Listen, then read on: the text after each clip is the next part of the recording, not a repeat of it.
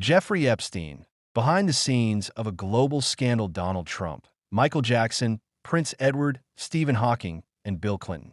There's only one person who brings these completely unrelated names together. He is a convicted sex offender, a child trafficker, an American financier, a businessman, and a pedophile with a vast prostitution network. He owns two private islands, private jets, the largest houses in Manhattan, even a street, a farm, 7 apartments in a building in Paris, and many other properties. The net worth of his fortune remains uncertain. While on trial in the U.S. for charges of child sexual abuse and pedophilia, his lifeless body was found in his cell. Early years and the rise. I will narrate the early years of Jeffrey's life by focusing on key details because today's topic is already quite intense. Jeffrey, who died as an unimaginably wealthy individual, was the son of a housewife and a father who worked as a gardener. He grew up in a working-class neighborhood in Brooklyn and studied mathematics at New York University. However, despite not graduating, he worked for 2 years as a math and physics teacher at Dalton School, attended by the children of prestigious families. Private detectives hired to investigate Epstein's past claim that he fabricated a fake resume to secure that teaching position. In June 1976, he was dismissed due to poor performance. While teaching there, he met Alan Greenberg, whose children attended the school. Greenberg was the CEO of Bear Stearns, an international banking and finance firm. He offered Jeffrey a job, and starting from the lowest position, Jeffrey quickly climbed the ranks, eventually reaching a level where he could provide tax reduction strategies, essentially legal tax evasion tactics, to the wealthiest clients. In 1981, he left Bear Stearns and founded his own financial advisory firm, once again working with ultra-wealthy clients. Actually, it wasn't his job that brought him into this ultra-elite circle. It was his girlfriend, Ghislaine Maxwell. We will talk about her in detail later in the video. Exposing the dark network. Now, I will take you back to the time when Epstein's prostitution network was exposed. The year, 2005. It all started at a school in Palm Beach. During a fight between two girls, $300 fell out of one girl's wallet. This caught the teacher's attention. How did a child get this much money? And secondly, why did she have this amount in her wallet? An investigation began. The teachers questioned the girl, and she told them everything. Of course, there's more.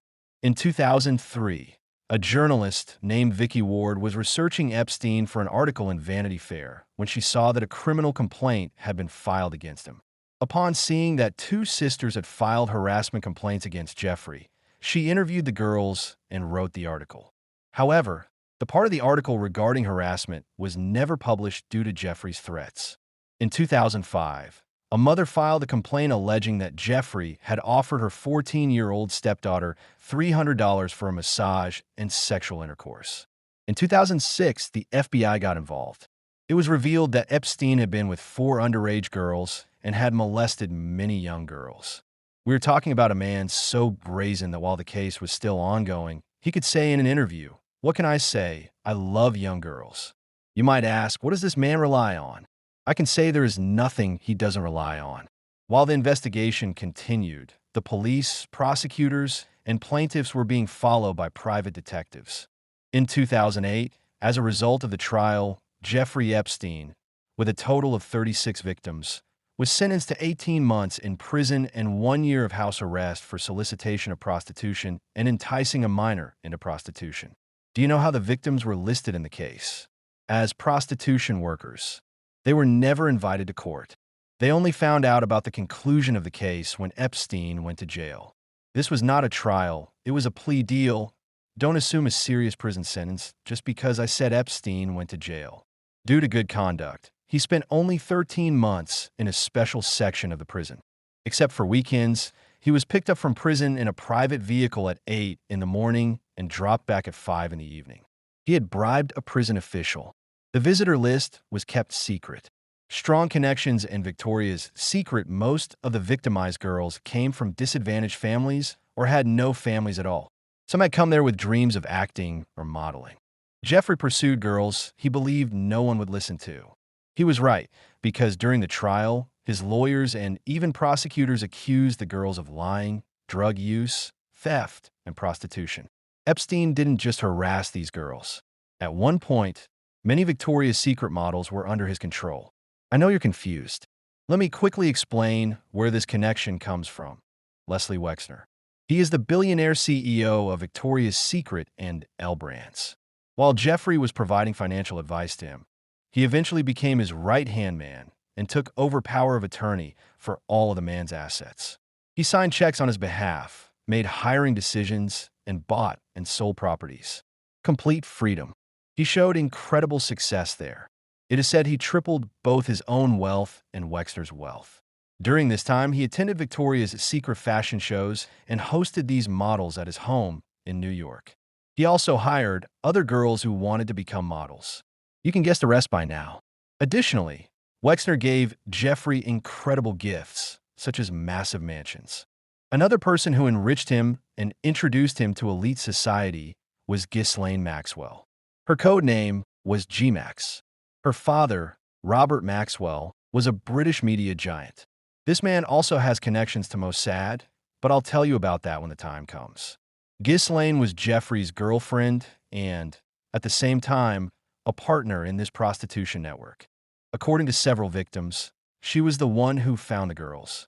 She was just as perverse as Jeffrey. Jeffrey's entire network, including his clients, was established through her. Politicians and blackmail allegations. Let's come to the names connected to Jeffrey at that time. Donald Trump, Bill Clinton, and Prince Andrew. Donald Trump. In 2002, he spoke of knowing Jeffrey for 15 years and what a great guy he was, saying, "It's even said that he loves beautiful women as much as I do, and many of them are even on the younger side." In the 2005 case, Trump appointed one of his lawyers, Alan Morton Dershowitz, to represent Jeffrey. By the way, Dershowitz is currently representing Israel in the ICJ cases and is himself an individual against whom 2 Epstein victims have filed abuse cases. Years passed, and after Trump was elected president in 2017, his tune changed. In 2019, he claimed he hadn't spoken to him for 15 years, that they had no private friendship, and that he never set foot on Jeffrey's Island, even though he had visited that island 7 times. Bill Clinton. In the middle of Jeffrey's mansion on the island, there is a painting depicting Bill Clinton in women's clothing and high heels. Imagine, a man hangs such a painting in a house where everyone comes and goes, and Bill Clinton doesn't react to it at all. In this wheel, young children were sold like a commodity to names you wouldn't even think of. Richard Branson, Michael Jackson, Alec Baldwin, the Kennedys, the Rockefellers, and the Rothschilds. All were in contact with Jeffrey. Former Israeli Prime Minister Ehud Barak, Saudi Crown Prince Mohammed bin Salman, and many others.